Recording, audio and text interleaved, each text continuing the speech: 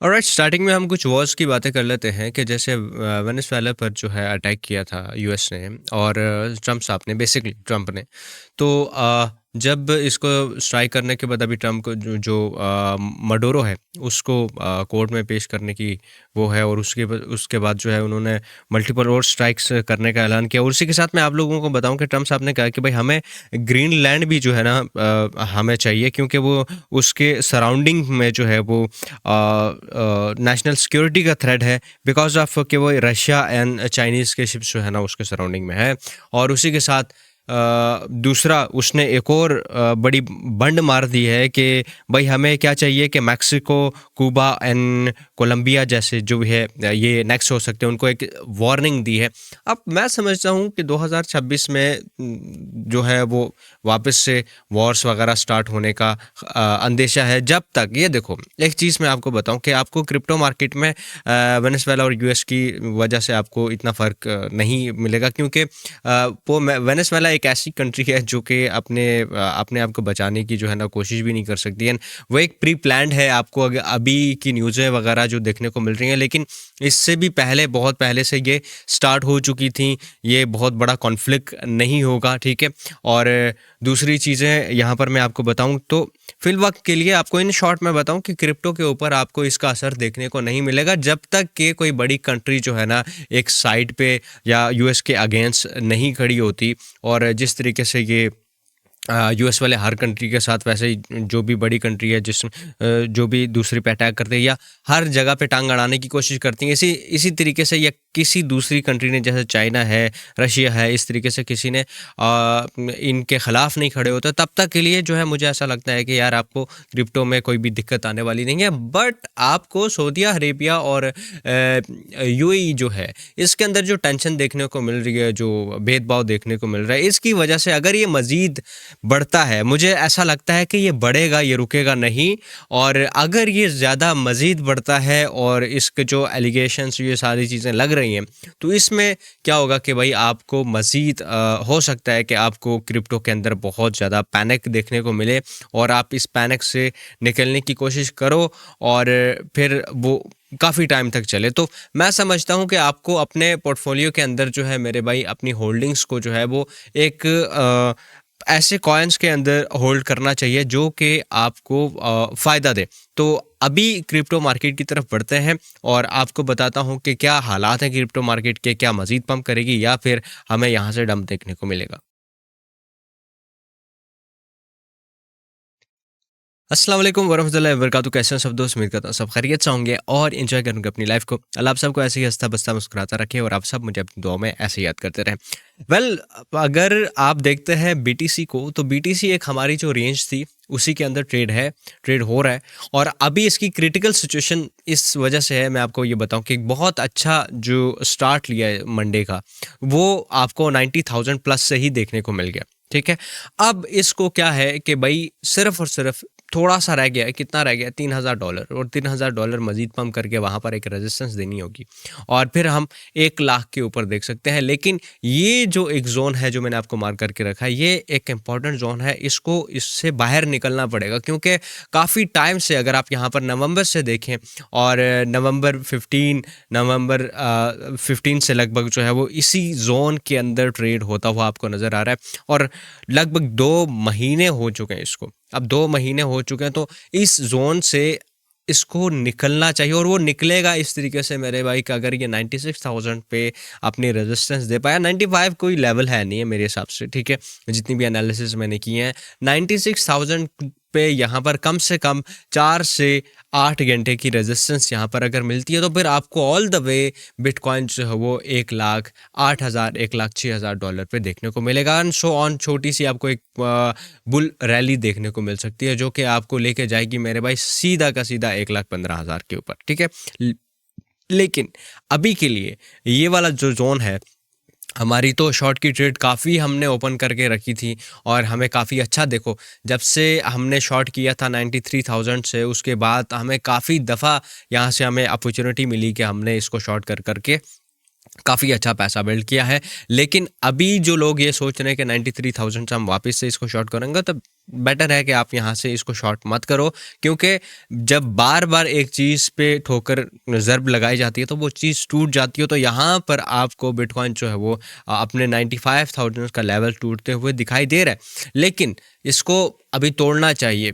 बहुत ज़्यादा टाइम हो गया कि यार डाउन मोमेंट और साइड मोमेंट दिखाते हुए, लेकिन अभी के लिए आपको ये एक जनवरी के महीने में 60% जो है वो चांसेस हैं कि ये 1 लाख से ऊपर की क्लोजिंग दे जनवरी के महीने में। तो इस हफ्ते भी आपको जो है ना 1 लाख का जो मोमेंट है वो दिखाई दिया जा सकता है, अगर के जो ग्लोबल जो वॉर की सिचुएशन है या टेंशन की सिचुएशन है इसमें मज़ीद इजाफा नहीं होता। तो अब हम चलते हैं यार इथेरियम की इथेरियम पे जब हम एनालिसिस करते हैं इथेरियम का, हमने आपको जब से बताया था कि भाई इथेरियम को कहाँ से आपने परचेज आउट करना है, कहाँ से नहीं। देखो अभी के लिए इथेरियम अपनी एक जो बेरिश जोन था उससे निकलने की कोशिश की है इसने, और इसने एक बड़ा अच्छा स्टेप लिया है कि भाई जहाँ से इसने अपनी ट्रेंड लाइन को बेसिकली ब्रेक किया है।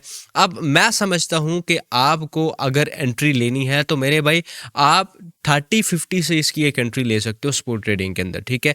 जस्ट इसने अभी के लिए ब्रेक किया है, एक पुल बैक भी आ सकता है, और पुल बैक आने के बाद जो है आपको एक प्रॉफिट बुकिंग देखने को मिल सकती है लोगों की। और उसके बाद अगर आप 3100 पर भी जो है वो बाइंग्स करते हैं तो फिर आपको थोड़ा सा संभल के करनी चाहिए, बिकॉज ऑफ के यहाँ पर आपको 3300 पे एक आपको मेजर रेजिस्टेंस देखने को मिलेगी और वहाँ से आपको प्रॉफिट बुकिंग भी देखने को मिलेगी। तो सो आपने अभी के लिए जल्दबाजी नहीं करनी कि यार हमने यहीं से ख़रीदना ही ख़रीदना है, ठीक है।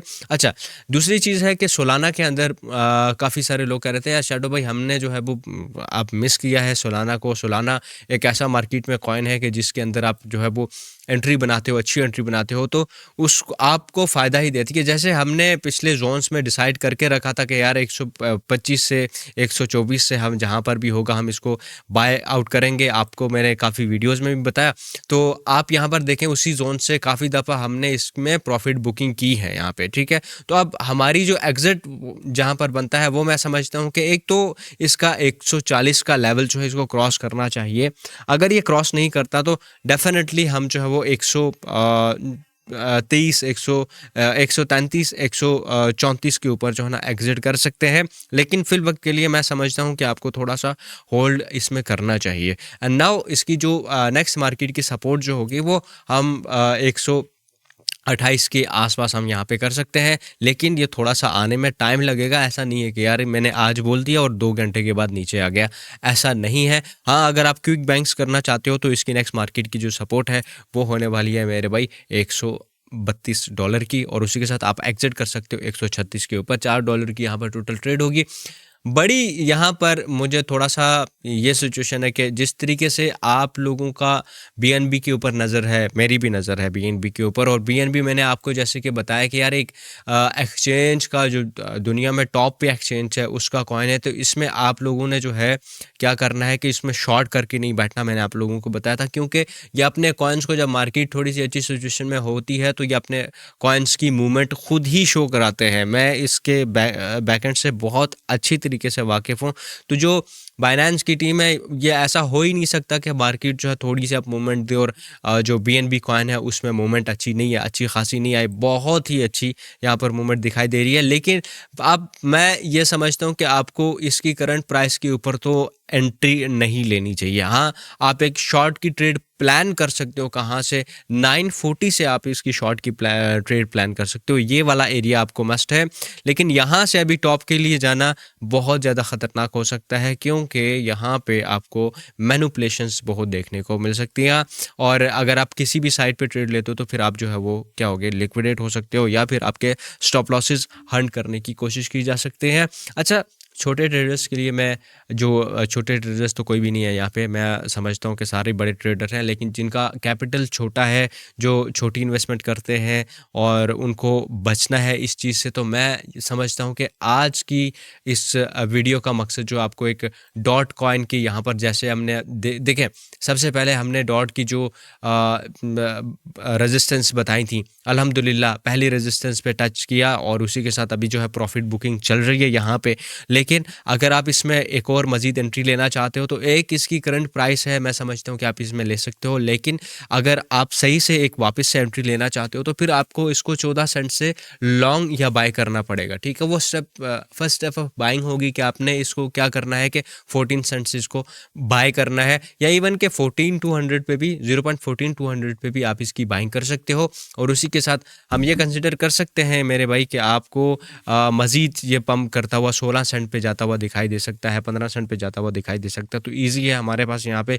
और ये जो लेवल्स मैंने आपको बता के रखे हैं, इनको होल्ड करना बहुत इंपॉर्टेंट होगा, ठीक है। और ये जैसे कि मैं एनालिसिस करता हूँ, मेरा एनालिसिस करने का तरीका ये होता है कि जो चीज़ें मैंने बता के रखी हैं वो लॉन्ग टर्म के लिए चलें। ऐसा नहीं है कि एक दिन मैंने ये बता दिया और दूसरे दिन हम जाके दूसरी चीज़ें डिस्कस करने लग जाते हैं, ऐसी चीज़ नहीं है। इसीलिए मैं एट अ टाइम बहुत सारे कॉइन्स के एनालिसिस नहीं करता, बिकॉज हमें पता है कि हमारी रेंजेस क्या हैं, हम उन्हीं रेंजेस के अंदर ट्रेड कर रहे होते हैं, ठीक है। अच्छा, नाउ हम बैक आते हैं कि CFX के ऊपर मैंने जितना आप लोगों को बताया था कि यार CFX, तो आप CFX की यहाँ पर देखें कि हमने इसकी लास्ट जो मूवमेंट बताई थी, लास्ट जब हमने इसको परचेज़ किया था वो 7 सेंट पे था।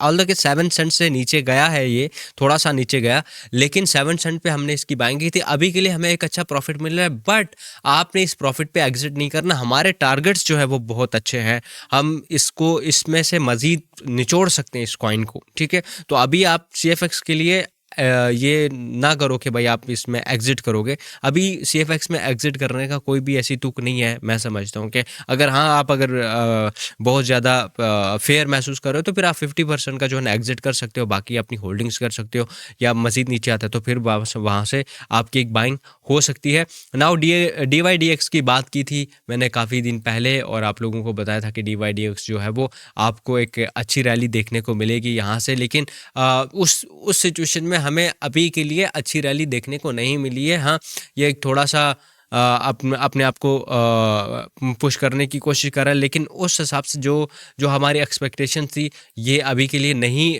खरा उतरा। लेकिन हमारा जो ज़ोन है, हमारी जो प्रेडिक्शंस हैं, वो आपको पता है कि जो मैंने बताई थी वहीं पर है। अच्छा, ये चीज़ है कि अभी के लिए जो ट्रेड हो रहा है और जो हमारी जो बाइंग की या लॉन्ग की पोजीशन है, वो तो इसकी बनिस्बत हमारी बहुत ज़्यादा दूर है। बट इन द फ्यूचर हम ये कह सकते हैं कि यार ये 5 पे आ सकता है या 8 पे आ सकता है। लेकिन अभी की जो सिचुएशन है, मैं समझता हूँ कि लोगों को फ़िल वक्त के लिए इसको ये चीज़ नहीं करनी है कि जो मार्केट अप जा रही है तो पकड़ के इसको लॉन्ग कर दे या फिर इसको शॉर्ट कर दे। हमें अपने लेवल्स पे स्टिक रहना पड़ेगा। अगर आप अपने लेवल्स पे स्टिक नहीं रहते तो फिर मेरे भाई आप पैसा लॉस करते हो। तो हमें लॉस नहीं करना, हमें प्रॉफिट करना है। अच्छा, एक चीज़ और है, लोगों ने लाइट कॉइन के बारे में बहुत ज़्यादा पूछना स्टार्ट किया कि आप शैडो भाई आप लाइट कॉइन का बता दो, लाइट कॉइन का बता दो। देखो मेरे भाई, लाइट कॉइन का जब भी हमने आपको बताया तब जो है ना लाइट कॉइन ने एक अच्छा परफॉर्म किया, ठीक है। अभी के लिए लाइट कॉइन की कोई ऐसी उम्मीद मत लगाए के रखो कि यार हमें ये लाइट कॉइन जो है ना $2 पे वापस जाता हुआ दिखाई दे सकता है, बिल्कुल भी नहीं।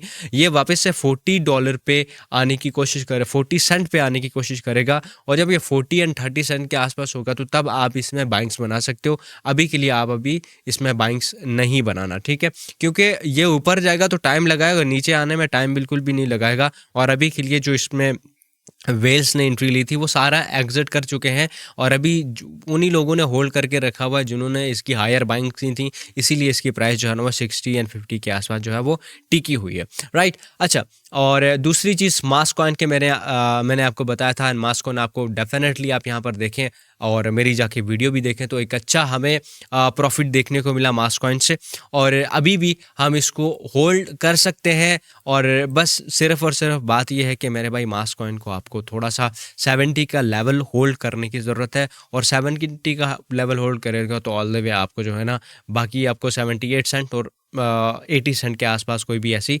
रेजिस्टेंस नहीं देखने को मिल रही है। और लास्ट में हम डिस्कस करते हैं यहाँ पर नियो कॉइन की। तो नियो कॉइन को आप जो है एक अच्छा कॉइन है। टू बी हॉनेस्ट मैं ये बताऊं कि नियो कॉइन के जैसा दूसरा कॉइन नहीं है मार्केट में कि भाई आप इसके अंदर या CFX कॉइन हो गया या फिल कॉइन हो गया, ऐसे कॉइन्स को आप जो है ना होल्ड करते हो, मज़ीद ज़्यादा होल्ड करते हो तो फिर आपको एक अच्छा प्रॉफिट देखने को मिल रहा है। हाँ, थोड़ी सी प्राइस इसकी बनिस्बतन कि हम ये कहें कि हमारे पास $100 या $200 है, सपोर्ट ट्रेडिंग के अंदर, तो उसमें फिर बंदा फँस जाता है कि यार अब कितना का बाय करें, हम 200-300 का तो बाय नहीं कर सकते, या 20-30 या $40 इसके अंदर नहीं लगा सकते। तो ये यहाँ पर थोड़ी-सी लिमिटेशंस आ जाती हैं।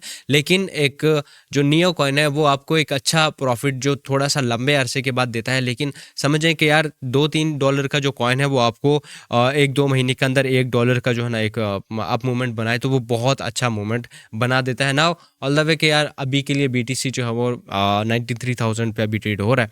लेकिन हमें ये देखना है कि बीटीसी जो है अपना 96,000 का जो लेवल है उसको अचीव करने में सक्सेसफुल हो जाए इसी हफ्ते में। और बेरिश की तो मैं यहाँ पर बात नहीं करूँगा, क्योंकि अभी के लिए मार्केट के सेंटीमेंट जो है वो बहुत तगड़े हैं, जो लॉन्ग्स की पोजीशंस में, और एक आउटफ्लो जो है, इनकम जो है, इनफ्लो जो है वो बहुत तगड़ा बढ़ते हुए मुझे नज़र आ रहा है। तो अभी के लिए हम ये कंसिडर नहीं करेंगे कि ये शॉर्ट जाएगा। फिल वक्त के लिए हमें थोड़ा सा संभल के रहना चाहिए, हायर बाइंग्स नहीं करनी है। एक्सआरपी का जिस तरीके से हमने आपको बताया कि 180 का जो लेवल है इसका ऑसम है, यहाँ से हम इसकी बाइंग कर सकते हैं, और हमें वैसा ही बहुत अच्छा प्रॉफिट देखने को मिला। उम्मीद करता हूँ ये वाली वीडियो आपको पसंद आई है। अगर पसंद वीडियो को लाइक कर सकते हो, चैनल को सब्सक्राइब नहीं किया तो चैनल को सब्सक्राइब कर सकते हो। मैं मिलता हूँ आपसे नेक्स्ट आने वाली वीडियो में, तब तक के लिए अपना ख्याल रखिएगा, अपने दोस्तों का ख्याल रखिएगा। खुदा हाफिज़ एंड ऑलवेज स्टे क्रिएटिव।